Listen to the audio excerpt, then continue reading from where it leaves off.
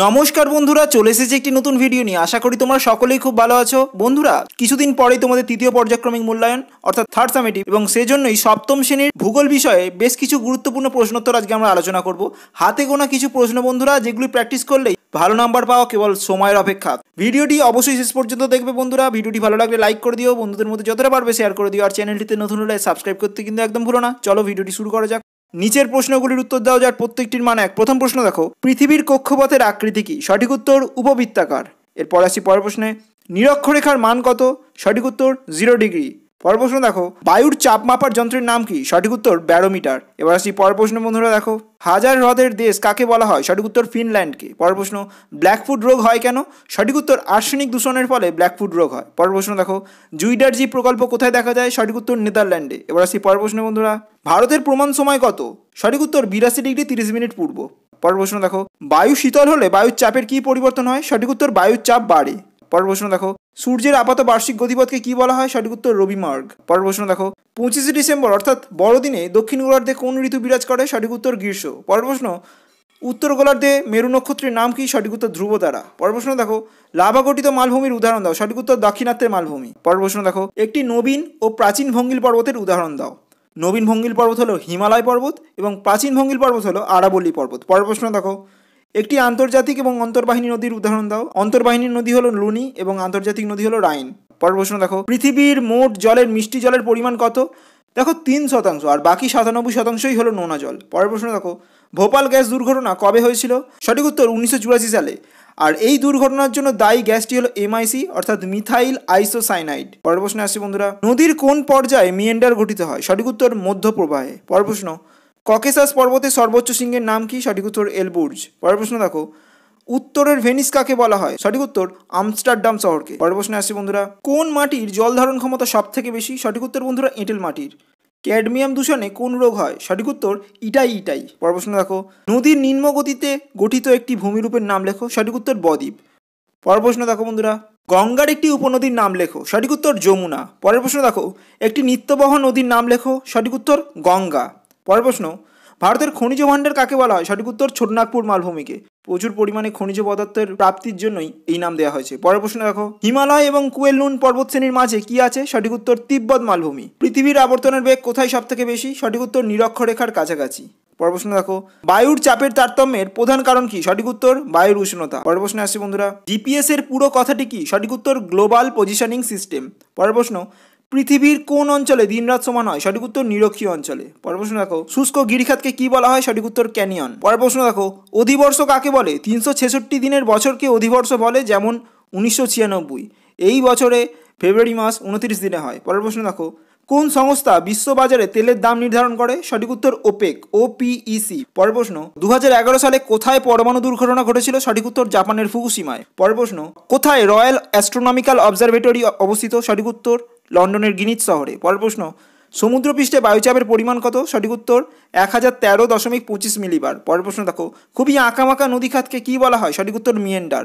পরের প্রশ্ন আসতে দেখো বন্ধুরা, লন্ডন অববাহিকা কোন নদীর ধারে অবস্থিত? সঠিক উত্তর টেমস নদী। পরের প্রশ্ন, দুটি নদীর মধ্যবর্তী অংশকে কি বলা হয়? সঠিক উত্তর দোয়াব।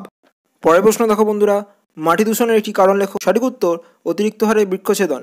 এরপরে আসছি পরবর্তী প্রশ্ন বন্ধুরা, দেখো ইউরোপের নাতিশীতোষ্ণ তৃণভূমির নাম কি? সঠিক উত্তর স্টেপ। পরের প্রশ্ন আসছি, পারদ দূষণের ফলে কি রোগ হয়? সঠিক উত্তর মিনামাটা। পরটা দেখো, কত সালে চেরনোবিল দুর্ঘটনা ঘটে? সঠিক উত্তর 1986 সালে। এবার আসি পরের প্রশ্নে বন্ধুরা, ইউরোপের বৃহত্তম হ্রদের নাম কি? সঠিক উত্তর ল্যাডোগা হ্রদ। পরের প্রশ্নে আসি বন্ধুরা, ভারতের প্রমাণ দ্রাঘিমা রেখা কোন শহরের ওপর দিয়ে বিস্তৃত? সঠিক উত্তর এলাহাবাদ শহরের ওপর দিয়ে। পরের প্রশ্ন, দুটি পর্বতের মাঝে নিচু অংশকে কি বলা হয়? সঠিক উত্তর উপত্যকা। জলবিষুব কোন তারিখকে বলা হয়? সঠিক উত্তর 23শে সেপ্টেম্বর। পরের প্রশ্ন, প্রতি 110 মিটার উচ্চতা বৃদ্ধিতে বায়ুর চাপ কত কমে? সঠিক উত্তর 1 সেমি।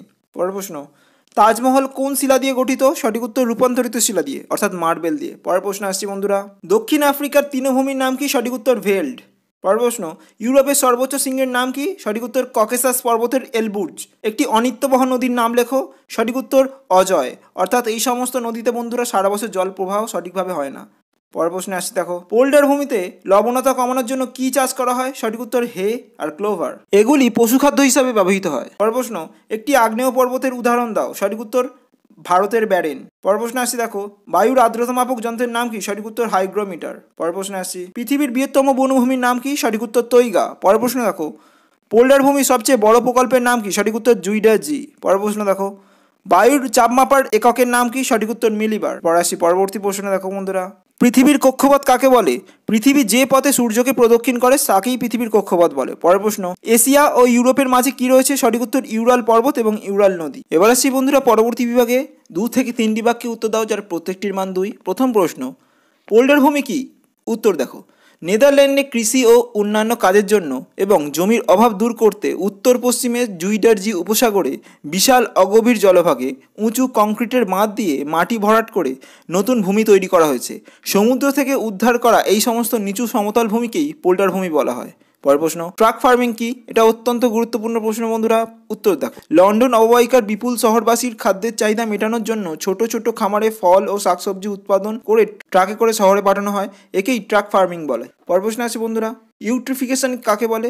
যার উত্তর বন্ধুরা তোমরা তোমাদের পাঠ্য বইয়ের 70 নম্বর পৃষ্ঠায় পেয়ে যাবে। পরের প্রশ্ন দেখো, ব্ল্যাকফুট ব্যাধি কি?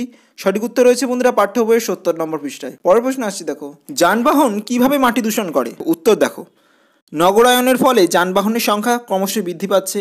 যানবাহনের ধোঁয়ার মাধ্যমে বাতাসে sulphur dioxide, nitrogen oxide, carbon monoxide ইত্যাদি জমা হয়। বৃষ্টির জলের সঙ্গে সালফার ডাই অক্সাইড ও নাইট্রোজেন ডাই অক্সাইড বিক্রিয়া করে অ্যাসিড বৃষ্টি সৃষ্টি করে। এর ফলে এই জল মাটিতে পড়ে মাটি দূষণ ঘটাচ্ছে। পরের প্রশ্ন, জলবিভাজিকা কাকে বলে? সঠিক উত্তর রয়েছে বন্ধুরা তোমাদের পাঠ্য বইয়ের 49 নম্বর পৃষ্ঠায়। পরের প্রশ্ন দেখো, গিরিখাত কাকে বলে? সঠিক উত্তর রয়েছে পাঠ্য বইয়ের 54 নম্বর পৃষ্ঠায়। এবার আসছি পরের প্রশ্ন বন্ধুরা, পর্বতারোহীরা সঙ্গে অক্সিজেন সিলিন্ডার নিয়ে যায় কেন? সঠিক উত্তর রয়েছে বন্ধুরা পাঠ্য বইয়ের 33 নম্বর পৃষ্ঠায়। এবার আসছি পরের প্রশ্নে, উপনদী কাকে বলে? দেখো, অনেকগুলি ছোট ছোট জলধারা পরস্পরের সঙ্গে মিশে গিয়ে একটা বড় নদী যখন তৈরি করে তখন এই ছোট ছোট জলধারাগুলি মূল নদীর উপনদী হিসাবে পরিগণিত হয়। পরের প্রশ্ন আসি বন্ধুরা, প্লাবনভূমি কাকে বলে? যার উত্তর তোমরা পেয়ে যাবে তোমাদের পাঠ্য বইয়ের 57 নম্বর পৃষ্ঠায়। পরের প্রশ্ন দেখো, লোহিত সমভূমি কাকে বলে? সঠিক উত্তর রয়েছে বন্ধুরা পাঠ্য বইয়ের 41 নম্বর পৃষ্ঠায়। এরপর আসি পরবর্তী প্রশ্নে, কাকে কেন মধ্যরাত্রির সূর্যের দেশ বলা হয়? দেখো, নরওয়ের হ্যামারফেস্ট বন্দরকে মধ্যরাত্রির সূর্যের দেশ বা নিশীথ সূর্যের দেশ বলা হয়, কারণ নরওয়ের উত্তরে হ্যামারফেস্ট বন্দরে মে মাস থেকে জুলাই মাস পর্যন্ত সূর্যকে রাতের বেলায় স্পষ্টভাবে দেখা যায়, তাই একে মধ্যরাত্রির সূর্যের দেশ বলা হয়। পরের প্রশ্নে আসি বন্ধুরা, নিত্যবহ ও অনিত্যবহ নদী কাকে বলে? সঠিক উত্তর বন্ধুরা পাঠ্য বইয়ের 51 নম্বর পৃষ্ঠায় পেয়ে যাবে। এর সংজ্ঞা দেওয়ার পাশাপাশি এর উভয়েরই একটি করে উদাহরণ দিয়ে রাখবে। পরের প্রশ্ন দেখো, আন্তর্জাতিক নদী কাকে বলে? উদাহরণ দাও। যে নদী একাধিক দেশের ওপর দিয়ে প্রবাহিত হয়েছে তাকেই আন্তর্জাতিক নদী বলে, যেমন ইউরোপের রাইন, সিন্ধু, দানিউব ইত্যাদি। পরের প্রশ্নে আসছি, কাকে কেন পুনঃরপ্তানি বন্দর বলা হয়?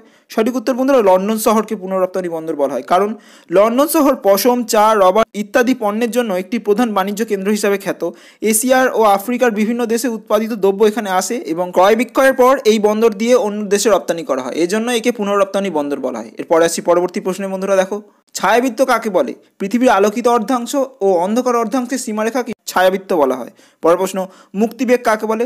সঠিক উত্তর রয়েছে তোমাদের পাঠ্য বইয়ের 3 নম্বর পৃষ্ঠায় বন্ধুরা। এরপর আসি বন্ধুরা পরবর্তী বিভাগে, দেখো প্রত্যেকটির মান 3 থেকে 4টি বাক্যে উত্তর দাও। প্রথম প্রশ্ন, স্থানীয় সময় এবং প্রমাণ সময়ের মধ্যে পার্থক্য লেখো। সঠিক উত্তর পাঠ্য বইয়ের 27 নম্বর পৃষ্ঠায় তোমরা পেয়ে যাবে বন্ধুরা।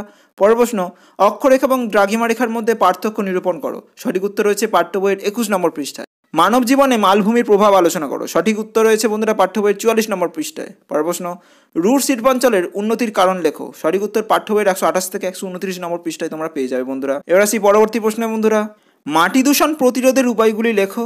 সঠিক উত্তর রয়েছে পাঠ্য বইয়ের 81 নম্বর পৃষ্ঠায়। পরের প্রশ্ন, জল দূষণের 3টি কারণ লেখো। সঠিক উত্তর রয়েছে পাঠ্য বইয়ের 68 নম্বর পৃষ্ঠায়। পরের প্রশ্ন আসছি, সব নদীর মোহনায় বদ্বীপ সৃষ্টি হয় না কেন? সঠিক উত্তর রয়েছে পাঠ্য বইয়ের 57 নম্বর পৃষ্ঠায়। পরের প্রশ্ন, ইউরোপ মহাদেশের সমৃদ্ধির 3টি কারণ উল্লেখ করো। সঠিক উত্তর রয়েছে তোমাদের পাঠ্য বইয়ের 122 নম্বর পৃষ্ঠায়।